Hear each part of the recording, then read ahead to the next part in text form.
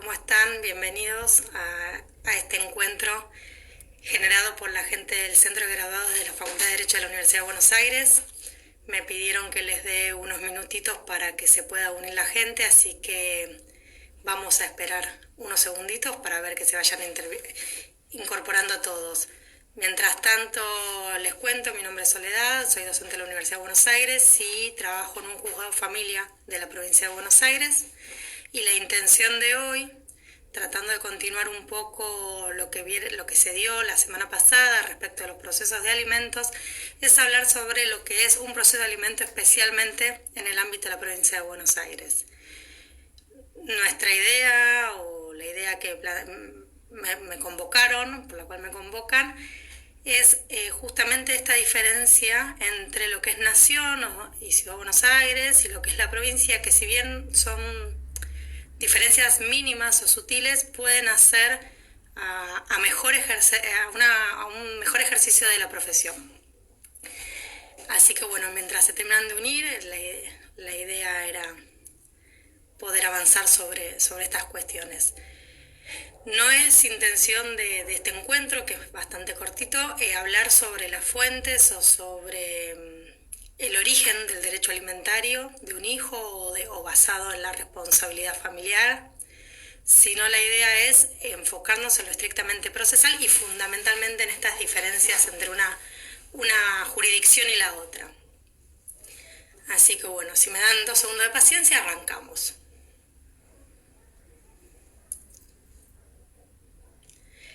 Bien, sé o entiendo que la mayoría de los que están conectados hoy son abogados y que obviamente aprobaron o ya tienen conocimiento sobre lo que es el derecho alimentario. Nosotros vamos a partir de la idea de que tenemos 2 posibilidades del reclamo del derecho alimentario: el que tiene que ver con el ejercicio de la responsabilidad parental, o el derivado, mejor dicho, de la responsabilidad parental, y lo que tiene que ver con el derecho alimentario basado en el vínculo familiar o el parentesco. Cualquiera sea la fuente o el origen de este derecho, la provincia de Buenos Aires, al igual que la ciudad o que la nación, regula el proceso de manera específica, es decir, no lo podríamos encuadrar en lo que es un proceso sumario o un proceso ordinario, sino que es un proceso especial. Y siguiendo la regulación actual del Código Civil Civil y Comercial del 2015, no solo es especial, sino que es el proceso más rápido y más expedito, para el cual las legislaciones locales lo prevén. La realidad es que la idea del Código Procesal de la provincia de Buenos Aires fue tratar de concentrar o de unificar el proceso en una audiencia, que es muy parecido a lo que vieron ustedes de la audiencia del 639 la vez pasada. La regulación está prevista a partir del artículo 635 del Código Procesal, que lo que hace este artículo es establecer como los lineamientos generales en cuanto a la petición formal. Este artículo obviamente tiene que ser analizado, estudiado y aplicado teniendo en cuenta las pautas generales del artículo 330, que hace a la conformación o a la formación, mejor dicho, de un escrito de demanda. Es decir, el 635 lo que nos va a decir a los abogados es: cuando vayamos a pedir alimentos, cuando iniciemos una acción de alimentos, esta acción no solo tiene que cumplir las formalidades previstas por el 330, sino también que además tenemos que acreditar el vínculo de parentesco que va a fundar nuestra acción, sea por un certificado de matrimonio o un certificado de nacimiento o la libreta de familiar antiguamente, sino que además va a tener una característica más, que es la necesidad de acreditar, dice el código, el caudal económico de quien deba prestar los alimentos. A este inciso yo le agregaría que hoy tanto la doctrina, la jurisprudencia y todos los que trabajamos en tribunales y también los abogados tenemos claro que no solo es acreditar cuánto gana quien va a prestar los alimentos, sino también mínimamente denunciar qué gastos necesitamos cubrir. Yo siempre digo lo mismo en el juzgado y cuando uno habla del tema es, el alimento no es un derecho a participar de la ganancia de los padres, sino que está vinculado a los gastos que tiene uno como hijo y que deben ser solventados, según el Código Civil y Comercial de la Nación, de manera conjunta, en igualdad de condiciones, por ambos padres. Entonces, yo puedo poner que el padre gana muchísimo dinero porque es gerente general de una multinacional, no obstante lo cual, el niño no tener grandes gastos porque concurre a una escuela pública y porque no hace actividades extraordinarias o extracurriculares, entonces la cuota de alimentos no tiene que ver con las ganancias del padre, sino con lo que realmente necesita cubrir o solventar ese niño en lo que tiene que ver con sus actividades cotidianas. Entonces, no solo acompañar, denunciar digamos, el ingreso económico del alimentante, sino también los gastos del niño, porque inclusive muchas veces nos vamos a encontrar con que los ingresos no es fácil de probar, pero sí podemos más o menos presumirlos en tribunales de acuerdo a lo que gastaba el niño, porque si el niño iba a una escuela cuya cuota eran 20.000 pesos, de mínima los padres tienen que ganar más de eso, porque si no, no lo hubieran podido pagar nunca.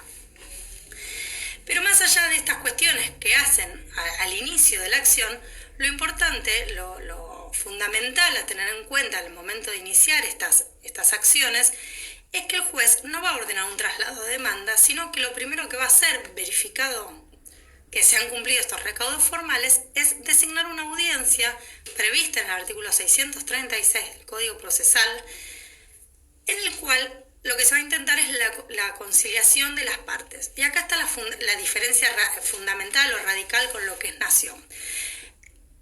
En nación los alimentos tramitan previamente por la ley de mediación obligatoria. En la provincia de Buenos Aires, en los juzgados de familia, lo que hace a la mediación o a la posibilidad de conciliar los intereses del grupo familiar se trabaja intrajurisdiccionalmente. ¿Por qué digo esto? Porque los juzgados de familia están estructurados con una doble, digamos, intervención. Una primera intervención que se llama etapa previa, cuya figura fundamental es la del consejero de familia, que se supone que es un funcionario capacitado y especializado y en el cual va a hacer las veces u oficiar como mediador para tratar de arribar a los acuerdos entre las partes, y una segunda instancia donde, clausurada esta primera etapa, sin posibilidad de un acuerdo, intervendría el juez en un proceso sumario, con traslado de demanda y demás. La particularidad del juicio de alimentos es que en realidad, si bien no está contemplada la posibilidad de radicarlo ante la etapa de mediación, porque se supone que es un juicio rápido y que el juez debe dictar la sentencia después de celebrada la audiencia en no más de 5 días, es que en la práctica en tribunales la mayoría de los juzgados, o una gran mayoría de los juzgados, lo que hacen es el juez deriva o traspasa la realización de esta audiencia del artículo 636 del Código Procesal a la figura del consejero, es decir, le hace una habilitación procesal por un despacho en el cual autoriza la celebración de esta audiencia ante el consejero. ¿Y por qué es esto? Porque se entiende que el consejero es la persona que va a poder trabajar con las partes del conflicto, de esta conflictiva familiar, para la resolución y obtener un mejor acuerdo que represente los intereses del niño, en el caso de un alimentos, o de quien necesite esta cuota alimentaria, pero contemplando las posibilidades del grupo familiar en su conjunto. La audiencia del 636, que es equivalente a la que ustedes deben haber visto o escuchado la vez pasada, si siguieron el otro vivo, que era en Nación, que es equivalente al 639, es una audiencia de conciliación o de mediación, que no tiene un procedimiento o una formalidad. La particularidad es que se da dentro del ámbito tribunalicio en la provincia de Buenos Aires. Si las partes arriban a un acuerdo, que es lo que uno trata de buscar, porque es lo que va a representar mejor las posibilidades de cada uno, esta audiencia culmina con un acta, y ese acta, previa intervención del asesor de menores, seguramente se va a homologar. Haciendo esta homologación, los efectos de una sentencia, obviamente que esta sentencia no va a resolver la cuestión, va a hacerlo materialmente, es decir, va a poner fin al proceso, no obstante lo cual es susceptible de una posible modificación después, y por el otro lado va a dejar, resuelta esta opción. Ahora bien, el código lo que dice es que esta audiencia también es importante. ¿Por qué?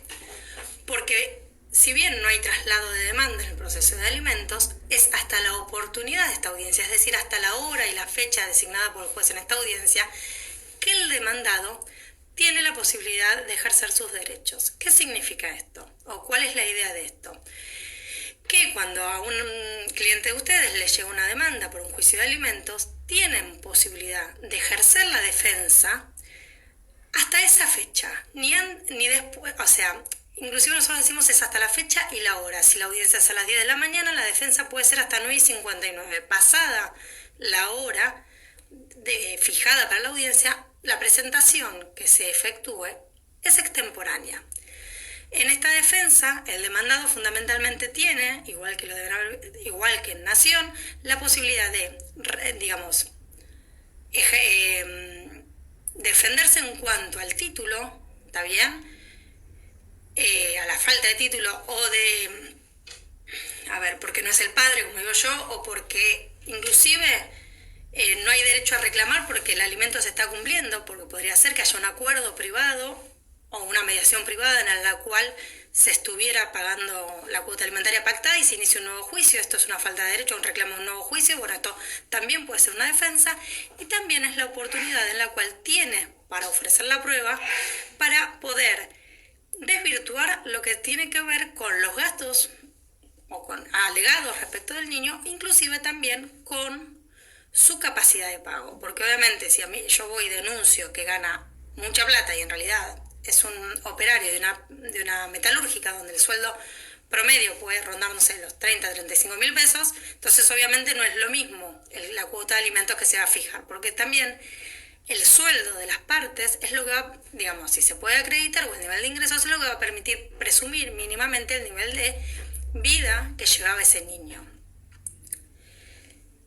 En este sentido, lo importante a tener en cuenta por parte del demandado es justamente esto, que la oportunidad es esa, y que de no arribar el acuerdo en esa oportunidad, en esa audiencia, el juez tiene, según el artículo 641 del Código Procesal, 5 días para dictar sentencia con la prueba que exista en el expediente. ¿Qué significa esto o qué quiere decir esto? Que si el demandado no presentó la prueba o no urgió para que se produzca la prueba ofrecida, que en general puede ser de informes, pierde la oportunidad procesal y ni siquiera es necesario por parte del actor pedir la caducidad o la negligencia de la prueba, porque el 641 del Código Procesal es tajante en eso, dice: celebrada la audiencia prevista en el artículo 636 sin resultado, el juez tiene la obligación de dictar sentencia dentro de los 5 días. Obviamente, la práctica demuestra que son pocos los juzgados, no quiero decir ninguno, pero que sí que son pocos los juzgados que pueden cumplir con este plazo, porque en ese plazo no solo no está producida la prueba del demandado, sino que tampoco en general está terminada de producir la prueba que ofrece el actor. Nosotros sabemos que el actor, cuando hace la presentación de inicio para pedir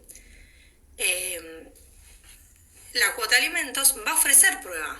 ¿Qué prueba puede valerse? Nosotros sabemos como abogados que todos los medios de prueba previstos en el Código Procesal son válidos. También hay flexibilizaciones en materia de producción de prueba. ¿Por qué? Porque una de las cosas que dice el Código, por ejemplo, es que si se pueden ofrecer testigos. ¿Es obligatorio? No, pero se pueden ofrecer. Ahora, si se ofrecen testigos, los testigos deben ser citados a primera audiencia. Otra cosa que es coincidente con otra formalidad que es coincidente con el Código de Nación, pero que también en muchos juzgados de la práctica de la provincia de Buenos Aires se modifica porque la mayoría de los juzgados o una gran cantidad de juzgados lo que hacen respecto de la prueba testimonial es diferir su procedencia para la oportunidad en que se celebre la audiencia. ¿Por qué? ¿Qué dice el juez? ¿O qué dicen muchas veces los jueces? ¿Para qué voy a citar testigos y producir prueba si lo más probable es, y la intención de la ley es que se llegue a un acuerdo? Entonces, se celebra la audiencia, si no hay posibilidad de acuerdo, se produce la prueba testimonial. Y se fija la audiencia a esos fines. Eso hace que muchas veces se dilate y al momento de la audiencia no esté concluida la prueba de la parte actora. Igual también pasa con la práctica que muchas veces uno inicia la demanda, pide los alimentos, pide que se liberen oficios y las entidades oficiadas, como puede ser ANSES o AFIP, o los bancos, para acreditar el nivel de vida y el nivel de ingresos del alimentante, no cumplen en plazo. Entonces es imposible, si la audiencia tiene que celebrarse en 10 días y 5 días después dictar sentencia, en 15 días tener completa o finalizada la etapa de producción de pruebas.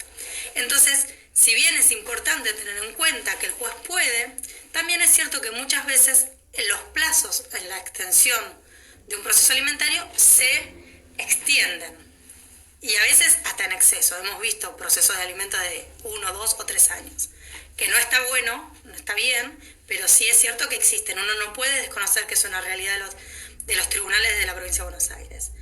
Lo que sí también es cierto que para, paliar los efectos de esta demora en el tiempo, que es real, el Código Civil y Comercial de la Nación, hoy también, que también lo regulaba el Código Civil anterior, lo que prevé es la posibilidad de que al inicio, en la misma escrito de inicio, la parte actora pida al juez se establezca una cuota de alimentos provisoria. La cuota de alimentos provisoria es una medida cautelar que, si bien es simple, no va a requerir mayores recaudos. Es verdad que es lo que nos va a permitir que este derecho tan importante como es el derecho alimentario quede mínimamente satisfecho durante el trámite del proceso de alimentos. Entonces, por ahí la demora que se puede producir como consecuencia de la etapa probatoria, que en algunos casos es muy compleja porque va a depender fundamentalmente de la actividad de quien esté demandado, de la actividad económica, ¿no?, de quien esté demandado. También es cierto que esta cuota alimentaria viene a paliar estos efectos negativos del paso del tiempo. Obviamente, si no está pedida en el escrito de inicio, por eso yo les hacía referencia a que el 635 debe entenderse, estudiarse y aplicarse en concordancia con lo que dice el 330 del Código Procesal, el juez no la va a fijar, no está obligado a fijarla, solo se va a fijar a pedido de parte. Y en general, si hay una relación de dependencia del demandado, el juez tiende a fijarla o trata de fijarla en un porcentaje del ingreso, de forma tal de que esta cuota no quede, desvirtuada también por el paso del tiempo. ¿Por qué digo esto? Porque en realidad, si nosotros fijamos una cuota de alimentos hoy en pesos 3.000 y pasamos un año, nosotros sabemos que en Argentina 3.000 pesos dentro de un año no va a tener el mismo impacto económico que lo que puede tener hoy. Entonces, el hecho de que la cuota se fije en porcentaje del sueldo o de los ingresos que percibe el demandado, permite que si esa persona, como consecuencia del proceso económico de Argentina, ve incrementados sus ingresos, esa cuota se actualice automáticamente. Eso me va a permitir también, de alguna forma, que la cuota no quede despareja de acuerdo al paso del tiempo y a las incremencias económicas o a los procesos económicos que vivimos en Argentina fundamentalmente. Este criterio del establecimiento de una cuota económica, de una cuota en porcentaje económico de los ingresos, se utiliza mucho en los alimentos provisorios y también se utiliza para las cuotas definitivas. Es una forma de evitar que haya necesidad de iniciar incidentes de revisión, de aumento, disminución de la cuota, porque va a estar siempre atada a la capacidad real del alimentante. Pero volviendo al tema de los alimentos provisorios, lo importante de la cuota provisoria no solo es pedirla, sino también que en el escrito de inicio se pida que se fije la cuota de alimentos y que se adopten las medidas necesarias para garantizar la percepción, que básicamente, según el Código Procesal, hoy podríamos pensar que es el embargo, como medida de asegurativa, pero también la práctica tribunalicia empezó a trabajar en lo que es alimentos con una medida genérica que es la retención de sueldo.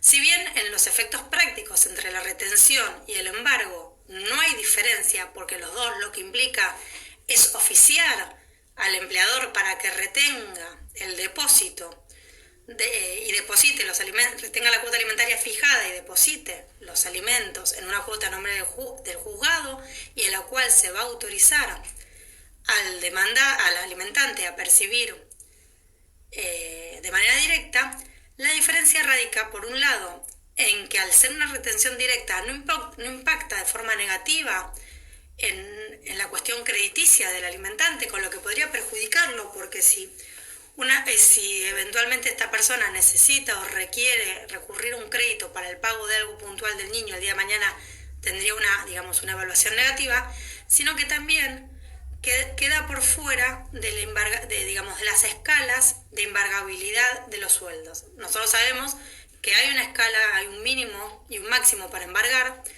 y al establecer una cuota alimentaria, la cuota alimentaria queda por fuera, no está afectada por este límite. Entonces, si el juez fija un 45% de los ingresos del alimentante, el hecho de que sea la medida cautelar tenga que ver con el cumplimiento de esta cuota, va a garantizar de que se pueda percibir y que no quede afectado y no que el empleador me diga no, que no puede tomar un embargo por el 45% porque la escala de inembargabilidad del sueldo dice que es el 20%. Entonces es importante tener esto en cuenta, y es importante también pedirlo en el escrito de inicio. La oportunidad procesal adecuada es el escrito de inicio, tanto para pedir la fijación de la cuota alimentaria provisoria que prevé el artículo 544 del Código Civil y Comercial de la Nación, que no lo van a encontrar en los códigos procesales. El Código Procesal no habla de los alimentos provisorios, como también pedir en esta instancia las medidas cautelares asegurativas para garantizar la percepción. Y no solo tener en cuenta esto, sino que tanto los alimentos provisorios como en la cuota definitiva, el Código Civil y Comercial de la Nación va más allá, y lo que establece en el artículo 551 es la solidaridad del empleador. ¿Qué quiero decir con esto? Que para el caso que haya un empleador, es decir, que el demandado tenga una relación laboral en blanco, como diríamos normalmente o habitualmente, registrada, y se pide y el juez ordena la retención o el embargo de esa cuota alimentaria, y el empleador no cumple, es posible que uno, en virtud de lo que dice el artículo 551 del Código Civil y Comercial de la Nación, pida medidas asegurativas contra los bienes del empleador. ¿Por qué? Porque el objetivo de la norma del Código Civil y Comercial de la Nación y del 551 en especial es que se garantice la percepción de la cuota de alimentos, tanto la provisoria como la definitiva. Y nosotros nos encontramos muchas veces con que se ordena la retención de la cuota, se notifica al empleador que tiene que hacer el depósito en una determinada cuenta, se retiene del empleado de su sueldo, sufre la medida cautelar, no obstante lo cual el empleador no procede al depósito, perjudicando al alimentante que queda en mora y al alimentado que no tiene en tiempo y forma acceso a la cuota que tiene por finalidad satisfacer sus necesidades básicas. No sé si es claro y demás, eventualmente sobre el final rehabilitamos los comentarios y si hace falta lo volvemos a retomar esto, así como cualquier otra pregunta o duda que puedan aparecer. Pero me parecería que era importante, yo no sabía, no había podido ver si la vez pasada lo habían hecho hincapié en esto, pero sí me parece que es importante tener en cuenta la vigencia y la utilidad de lo que dice el artículo 551. También es cierto que la realidad económica de Argentina hoy hace que muchas veces los procesos de alimentos se hagan largos porque el alimentante o el obligado al pago de alimentos no tiene forma, trabaja de manera informal y es muy difícil comprobar los ingresos, salvo que hablemos de personas de una clase media o alta, que uno pudiera comprobarlos por medio de la existencia de bienes o consumo de tarjeta de crédito, y que se hace muy difícil establecer una cuota de alimentos. No obstante lo cual, más allá de las posibilidades fácticas de probarlo, la realidad es que la gente los alimentos los consume.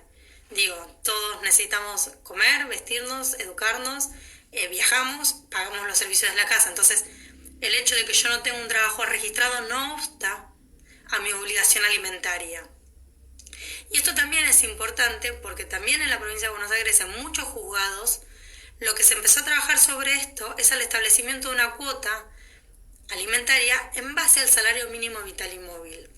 Es decir, que cuando uno, como abogado, va a demandar a una persona que no tiene la certeza de que trabaja en una relación de dependencia registral, lo que tiene que hacer en el escrito de inicio es pedir que se dicte sentencia y que para el hipotético caso o la posibilidad de que no se pueda demostrar una relación laboral registrada que me dé una semiprueba de que esa persona tiene un determinado ingreso, el juez dicte sentencia estableciendo un porcentaje del sueldo mínimo vital y móvil como cuota alimentaria. ¿Y por qué es esto? Porque en realidad, ya la doctrina lo dijo muchas veces y la jurisprudencia también, se presume que toda persona en edad laborativa trabaja y hay un sueldo mínimo que debe cobrar, que por debajo de ese sueldo ninguna persona con capacidad laboral debería estar ganando.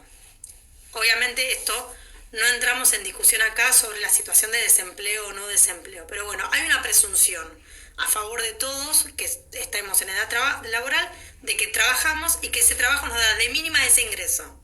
Entonces esto también es importante tenerlo en cuenta, porque si yo no logro acreditar qué es lo que se gana, qué es lo que gana, de mínima tengo una presunción que me sirve a mí para fijar un mínimo indispensable de subsistencia. En este sentido, el proceso es lo mismo, pero sí es importante dejarlo abierto, esta posibilidad del juez. La realidad es que los jueces hoy no se niegan a dictar sentencia por falta de prueba en materia alimentaria, pero sí es una posibilidad que uno tiene que tener presente.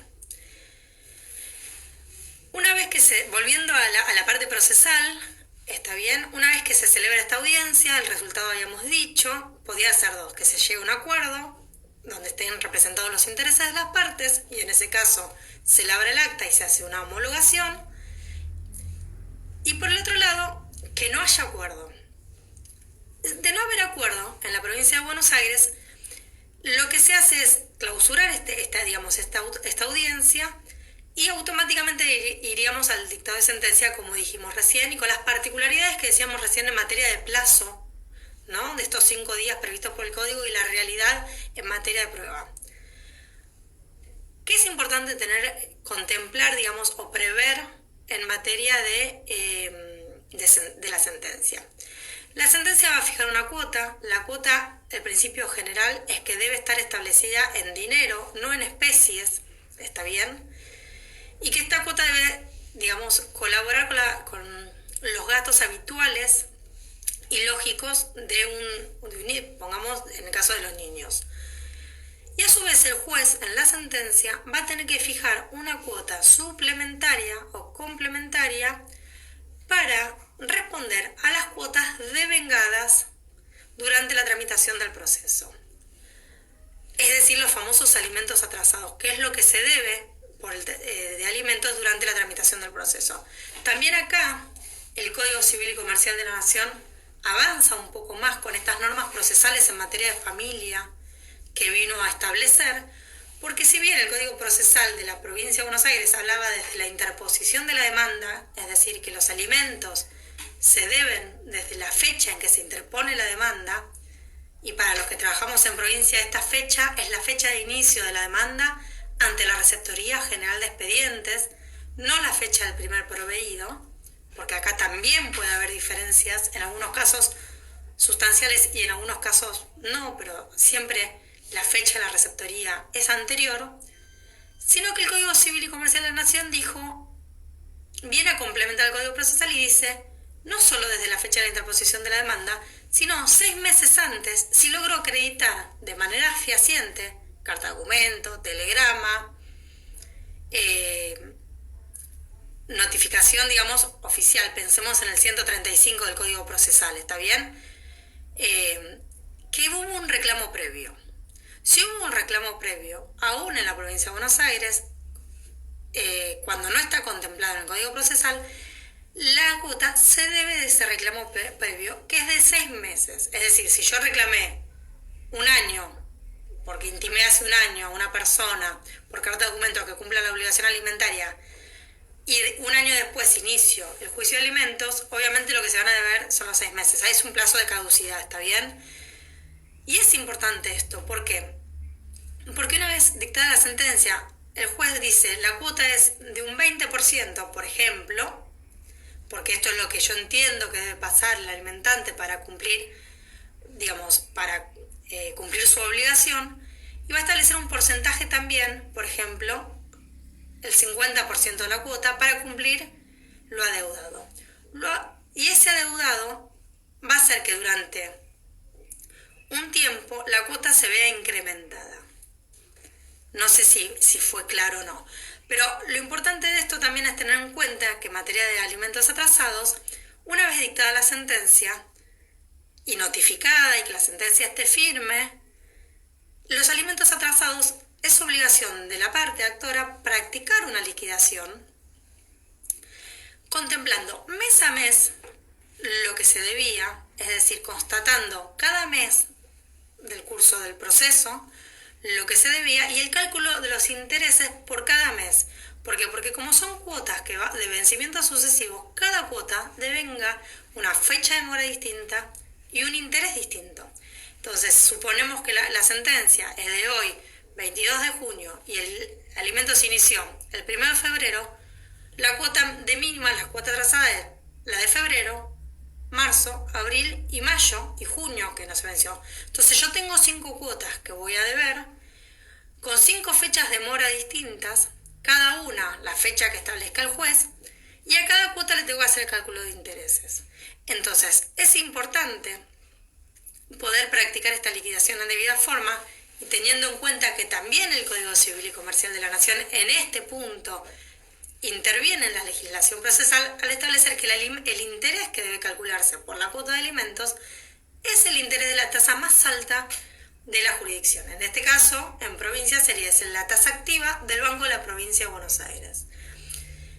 ¿Y por qué es importante esto? Porque yo tengo que calcular, suponete, el 5 de febrero el vencimiento de la primera cuota, la cuota más sus intereses, 5 de marzo la cuota más sus intereses, y esta cuota, esta liquidación por alimentos atrasados debe embargarse o, ejecutarse de manera paralela a la cuota principal.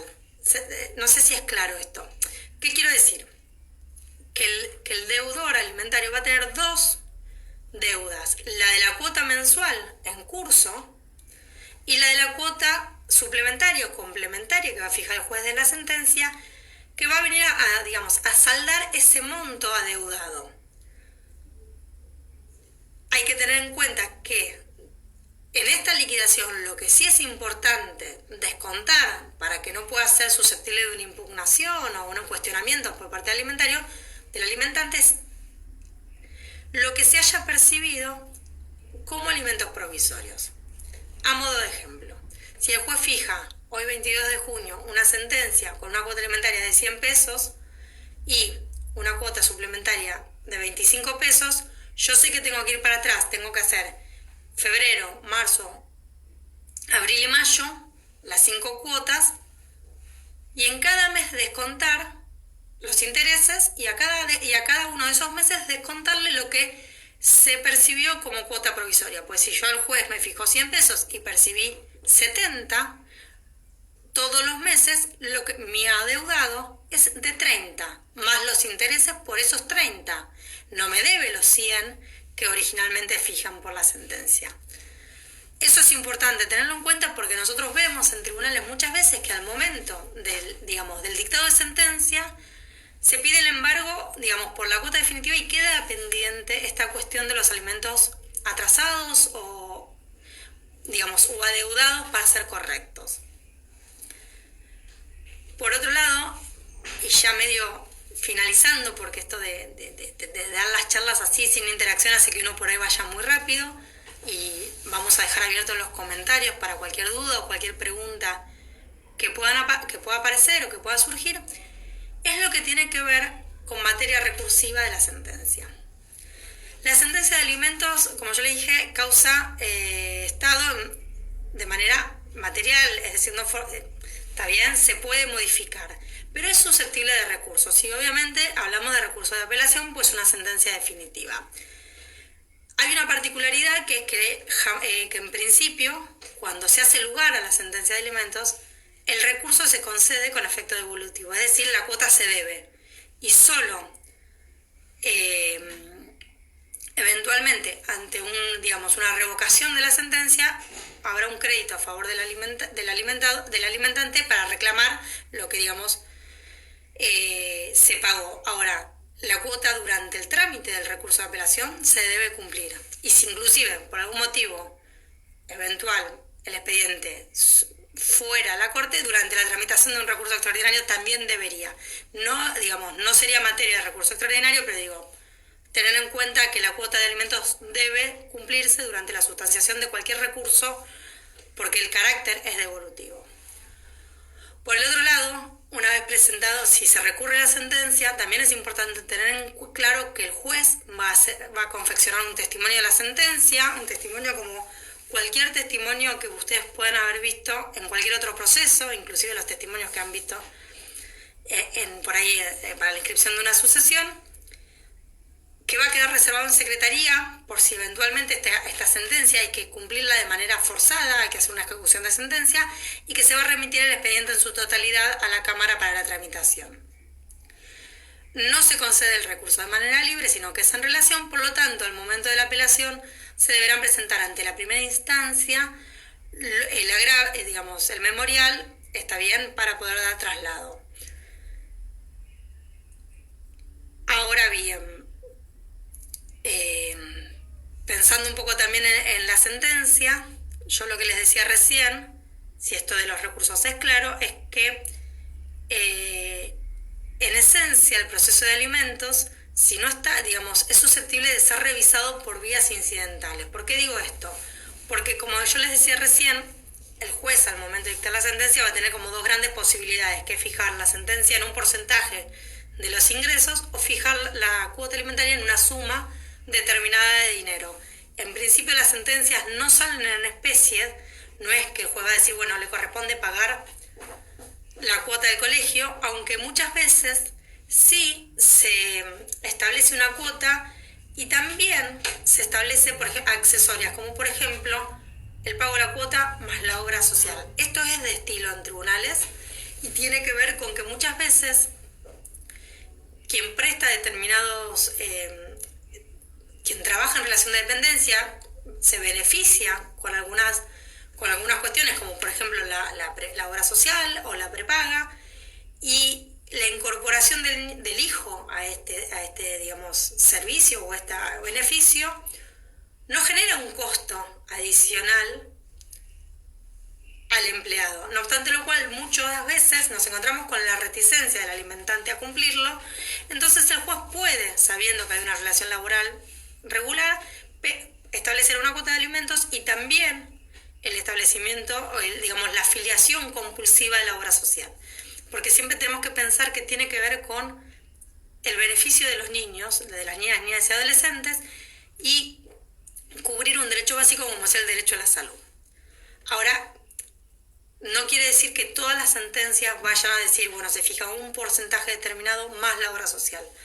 Es una posibilidad y muchas veces esto lo vemos cuando hablamos de niños, niñas y adolescentes que tienen algún problema de salud y que la obra social o la prepaga es el eje de la discusión en materia del proceso alimentario.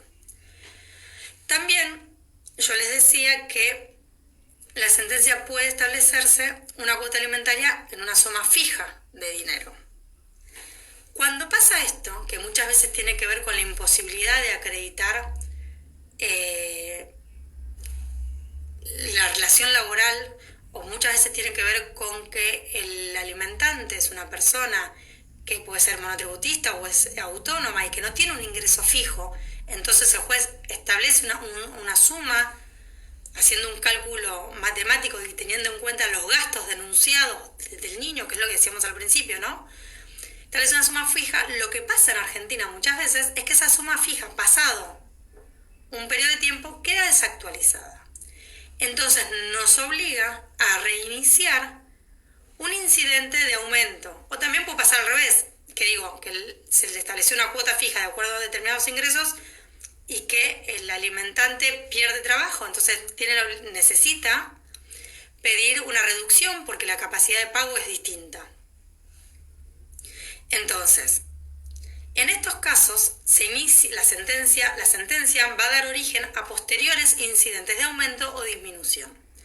Los incidentes de aumento y disminución, según el Código Procesal de la Provincia de Buenos Aires, tramitan por la vía incidental y van a tramitar como incidentes de una sentencia principal. Este proceso incidental en la Provincia de Buenos Aires va a radicarse directamente ante el consejero de familia, que es la figura que yo les explicaba al principio de este encuentro, que marca la diferencia de lo que es la nación. Yo, cuando tengo que tratar de explicar esto, digo, es como que la mediación en la Provincia de Buenos Aires está dentro del proceso del mismo juzgado. Tenemos como esta instancia de mediación, que en nación es privada y que uno tiene que presentar el formulario de cumplimiento de la mediación. En la Provincia de Buenos Aires es interna de los juzgados. Es el consejero el que va a convocar a las partes a mediar respecto, por ejemplo, del aumento o la disminución de la cuota de alimentos. Y en función de este trámite va a haber una nueva sentencia, que puede ser un nuevo acuerdo que modifique la sentencia o el acuerdo anterior, o de no arribar a un acuerdo en la audiencia, va a radicarse el juicio ante el juez para que se tramite por vía incidental. Y ahí sí es importante tener en cuenta que cuando iniciamos un incidente de aumento o disminución, en el inicio no se va a presentar la demanda, ni se va a cumplir con el 330 ni con el 635. Se va a presentar una planilla, que es la planilla de inicio, donde se van a denunciar los datos del actor, del demandado, los motivos, aumento o disminución de la cuota alimentaria, y acreditar el vínculo. No más que eso, porque al ser una etapa de conciliación, no se va, a dar un traslado. Se va a convocar a las partes a una audiencia. La audiencia la designa el consejero. Es una audiencia, donde los informes técnicos que se realizan son privados, donde no queda plasmado más que el acuerdo de derribarse, pero ni siquiera se plasman las posturas de las partes ante una imposibilidad de llegar a un acuerdo, y que derribar un acuerdo es muy similar a lo que pasa con la mediación en la nación. Se hace un acta de cierre y se homologa.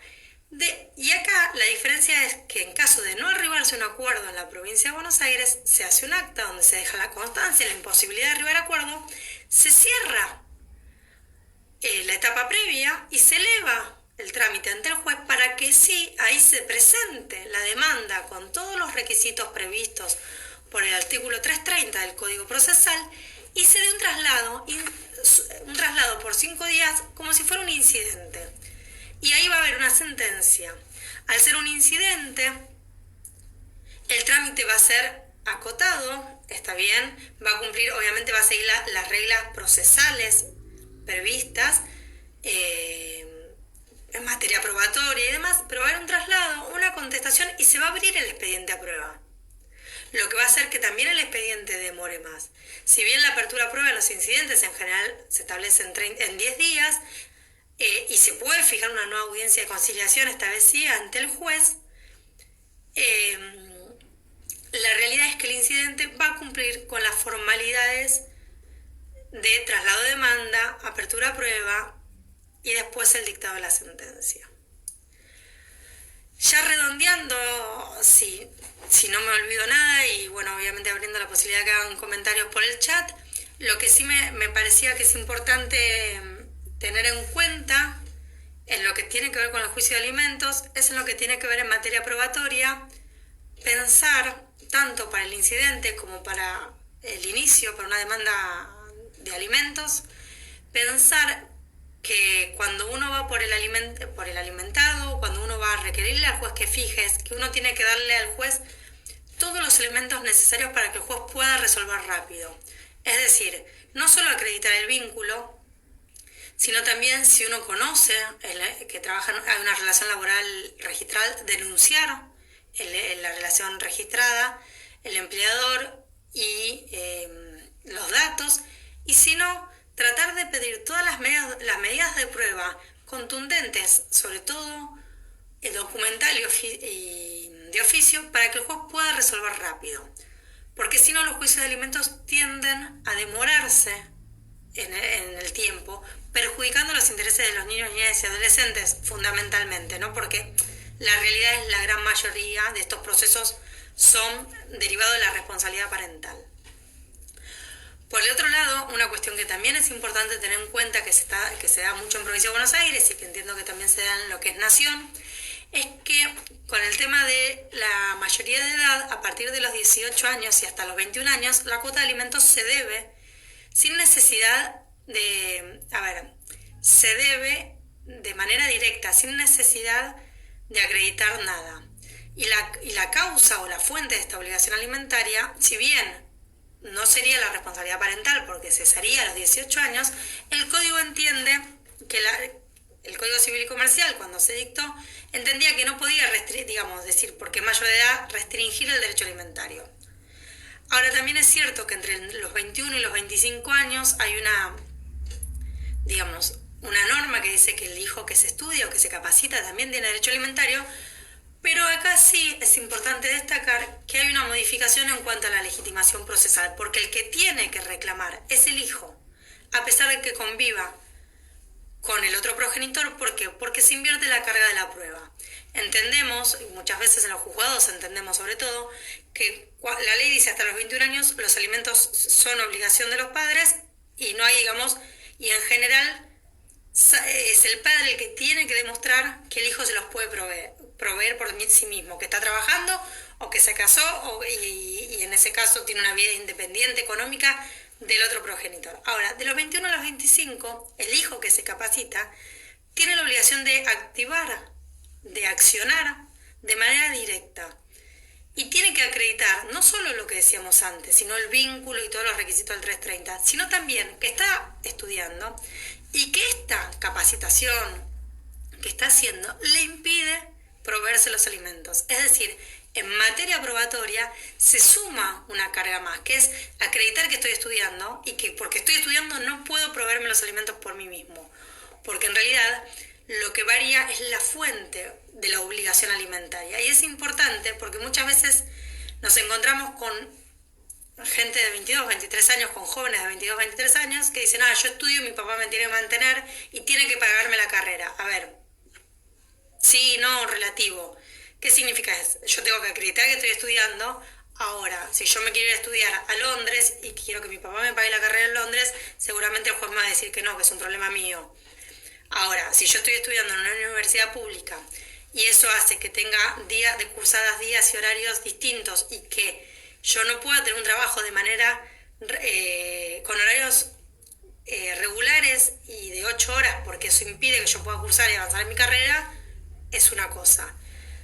Y esto es lo que yo tengo que acreditar. Es decir, voy a tener que acreditarlo con el certificado de alumno regular, con los horarios de cursada, con la carga horaria de cursada, porque no es lo mismo cursar 2 veces por semana 2 horas que cursar 5 veces por semana 8 horas. No es lo mismo la carga horaria de un profesorado que de una carrera universitaria. Y tampoco es lo mismo el costo de la educación de una universidad privada o de una terciario privado a uno público. Y estas cosas son las que va a tener que probar quien vaya a reclamarle al juez una cuota porque se está capacitando, y esta cuota este plus de prueba queda en cabeza de quien pretende esta cuota de alimentos. Este proceso de alimentos también en la provincia de Buenos Aires tramita directamente ante etapa previa, no ya en los términos del 636 y del 637, sino de manera directa ante la etapa previa. ¿Por qué? Porque es distinto el proceso. No sé si es claro. Bueno, espero haberlos ayudado, no haberlos mareado mucho. Vamos a habilitar los comentarios por si alguno quiere hacer alguna pregunta. Yo voy a tratar de ver si hay alguna pregunta acá. Vamos viendo. Se han unido. Bien, veo saludos y bueno, nada, yo Les agradezco la invitación, estoy abierta a preguntas si alguno necesita o si tiene alguna duda en particular. Bien, ahí nos preguntan qué pasa con el tema de los empresarios, vamos a poner empresarios o autónomos que tienen esta famosa figura que aparece siempre de los testaferros o de que está todo a nombre de otra persona. Acá tenemos que pensar en dos cosas. Por un lado, si el empresario tiene una empresa constituida de manera regular, vamos a hablar bien como abogado ya, si el empresario tiene una SRL o una SA, habrá que ir contra las ganancias de ese empresario como accionista o como cuotaparte de sus acciones, porque obviamente, pensemos, el dueño de una sociedad anónima, por no poner nombres, ¿no? Obviamente es accionista y puede tener a su vez un sueldo como director. Entonces hay que ir contra eso, no contra las ganancias de la empresa, porque la empresa es una persona distinta del empresario. Entonces, eso es una situación, es decir, uno que es director de una SA, obviamente como socio director o socio director de una SRL va a tener un sueldo, hay que ir sobre ese sueldo. Después, obviamente, entramos en la discusión sobre si ese sueldo representa los ingresos reales del demandado, porque muchas veces tienen sueldos bajos y usan cuentas de las sociedades como para gastos que son personales y que son cuentas societarias. La realidad es lo que uno tiene que hacer ahí es ir, como les decía yo, a la prueba del nivel de vida. Si yo tengo una persona que gana 10.000 pesos en blanco, pero viaja 3 veces al año a Europa, yo seguramente le voy a poder convencer al juez que no gana 10.000, que gana mucho más. Entonces ahí es materia probatoria. Y esa materia probatoria es lo que yo les decía en el inicio de la demanda, no solo denunciar de qué trabaja, sino pedir los oficios mínimos a FIP ANSES, y si uno tiene esta presunción, obviamente tarjetas de crédito, registro de la propiedad automotor, registro de la propiedad de inmueble, como para acreditar. Una persona que tiene un auto que paga 10.000 pesos por mes de seguro, se presume que de mínima tiene que ganar bastante más, porque si no, no lo pueden mantener. Entonces, uno cuando no tiene la certeza del ingreso, no puede acreditarlo, sí puede ir como digo yo, por la colectora. Tarjetas de crédito, cuentas corrientes y nivel de vida. No podemos acreditarlo de modo directo, lo hacemos de modo indirecto. Y si no hoy, como dice acá una compañera de ustedes, también es cierto que el código dice que se puede demandar conjuntamente al alimentante y a los abuelos, en línea ascendente, dice, a los ascendientes, que pueden ser los abuelos, bisabuelos o quien sea. Entonces, el hecho de traer mayor cantidad de demandados al juicio va a hacer que seguramente tenga alguien contra el quien reclamar. Y si yo no puedo acreditar que el obligado principal tenga nada, porque lo mantienen los padres todavía, o porque los mantiene el abuelo, que es el dueño de todo, seguramente va a ser el abuelo el que establezca. Igual vuelvo a decir lo mismo que digo siempre yo y que lo decimos en casi todos los juzgados, es decir, el hijo tiene derecho a una cuota alimentaria, no a participar de las ganancias del trabajo laboral del padre o participar de las ganancias de la empresa del padre, porque no es lo mismo la cuota alimentaria que las ganancias. De hecho, porque el padre o la madre tenga mucha plata no significa que el hijo tenga un derecho a una cuota extraordinaria, sino tiene derecho a que ese padre y esa madre colaboren con todo lo necesario para que el niño siga manteniendo el nivel de vida que tenía. Es decir, si iba a una escuela privada, que siga yendo a la misma escuela. Si iba a un deporte, que siga yendo al mismo deporte.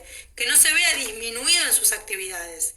Si se iba de vacaciones una vez al año, bueno, que se vaya una vez al año. Ahora, si se iba de vacaciones una vez al año y el padre le sigue llevando vacaciones una vez al año, no tiene por qué pagar las vacaciones de la madre con el niño. Esto sí es importante que sea claro. Por ahí yo veía recién que alguien preguntaba por el tema de los empleadores. Sí, el 551 es la respuesta. Es importante que cuando un empleador no cumpla, se pida al juzgado que se intime a cumplir bajo apercibimiento de aplicación de 551, porque ahí yo puedo recurrir contra las cuentas de los bancos o contra las ganancias de la empresa. A ver, no es que voy a embargar las cuentas o voy a inhibir a la empresa. Lo que va a hacer el juez es ordenar el embargo del equivalente de la cuota que se fijó contra los bienes de la empresa. Si la empresa tenía que pagar 100 y el empleador no cumplía, le va a embargar mensualmente esos 100 pesos de la cuenta del empleador. Entonces el empleador va a cumplir forzadamente lo que no está cumpliendo voluntariamente, que es lo que creo que preguntaba Silvia por ahí. Es el 551. Respecto de los provisorios, en los casos de trabajo en negro o situaciones no regulares, igual que lo decíamos recién, con situaciones en las cuales uno no puede establecer, lo que tiene que hacer es denunciar los gastos del niño, niña o adolescente. Es decir, va a un colegio privado y la cuota es 100, la cuota, la obra social si la paga, o sea, todo lo que la madre gasta, o digamos, uno presume, ¿no?, en general que son las madres, pero digo, todo lo que el progenitor conviviente gasta mensualmente, denunciarlo al juez. Con eso es lo que yo les decía, y no quiero que se me corte, ¿no? Digo, que cuando yo les decía que el 635 dice tienen que denunciar el caudal del alimentante. Está bien, yo voy a denunciar cuánto gana, cuánto presumo que gana, pero también le tengo que denunciar al juez cuánto gasta mes a mes el niño, niña o adolescente, porque eso es lo que le va a permitir al juez eventualmente, ante un trabajo no registral o ante una persona que es autónoma, establecer la cuota alimentaria. ¿Por qué? Porque lo que tenemos que tratar es de solventar los gastos de ese niño. Entonces, si el niño, antes de separarse los padres, o en algún momento iba a un colegio privado con una cuota de 100 pesos, y a su vez pagaba 30 pesos de inglés, y había la combi, le salía otros 30 pesos, a ver, eso no se tiene que modificar. El chico no se puede ver perjudicado en eso como consecuencia de la separación de los padres o como consecuencia de que uno de los padres deja de aportar. Acuérdense también que en general los jueces, al momento de valorar la sentencia, tienen la obligación legal de contabilizar el cuidado diario y cotidiano como en términos económicos. Es decir, seguramente quien tenga el cuidado de ese niño va a hacer un aporte económico menor porque se presume que está haciendo un aporte mayor en tiempo. Y el tiempo hoy tiene una forma, hoy se contabiliza económicamente. Pregunta María respecto a la cuota alimentaria por los abuelos y padre del menor. En realidad hay que tener en cuenta lo siguiente. Es importante tener claro que la obligación, el obligado principal es el progenitor no conviviente. Lo que hace el código hoy, para evitar que hacer todo un juicio, tener una sentencia y que la sentencia después sea un cuadrito, dices, se puede iniciar conjuntamente, pero mínimamente tengo que acreditar que no tengo forma de forzar el cumplimiento por parte del obligado principal. ¿Qué significa? Que yo voy a tener una sentencia donde dice, se obliga a Soledad a pagar la cuota de alimentos y a mis padres. La obligación principal es mía. No obstante lo cual, como mínimamente yo no tengo relación laboral y no puedo acreditarse bienes o nada en donde se pueda justificar o forzar el cumplimiento, esa misma sentencia se puede aplicar contra mi papá y mi mamá en el caso que ellos tengan que tengan un haber o una jubilación que les permita cumplir esa cuota de alimentos.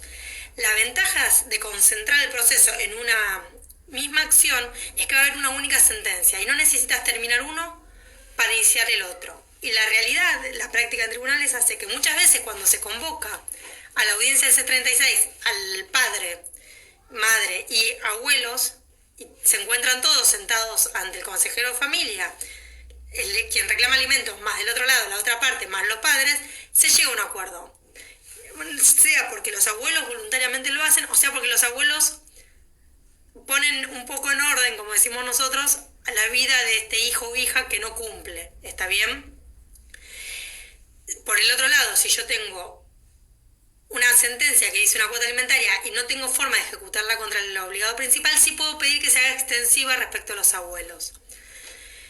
Así que bueno, espero haber colaborado. Si quedan dudas, yo no tengo problema no sé si se puede y demás, canalizarlas por intermedio del centro de graduados, obviamente siempre a disposición de ustedes. Y cualquier cosa, quedamos en contacto. Saludos a todos.